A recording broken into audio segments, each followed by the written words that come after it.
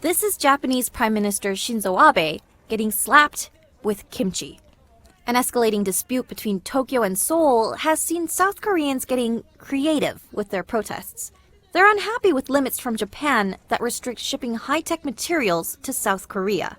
But these rallies are just the tip of the iceberg.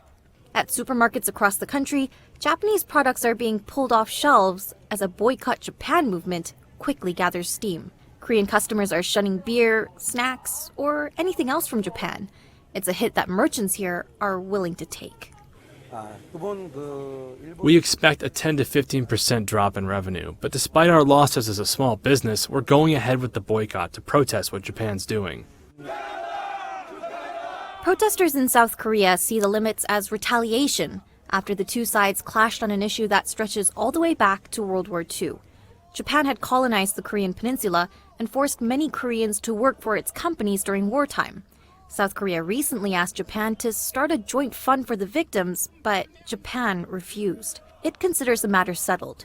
Instead, Tokyo slapped on trade restrictions, sparking Korean anger and the boycotts. Online, screenshots of Japan trip cancellations have been trending on social media.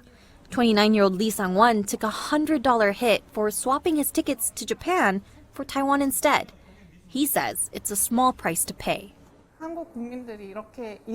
I think it's important for us to show the Japanese government how we feel. The boycotts aren't about how much economic damage we can do, but more about raising awareness and sending a message.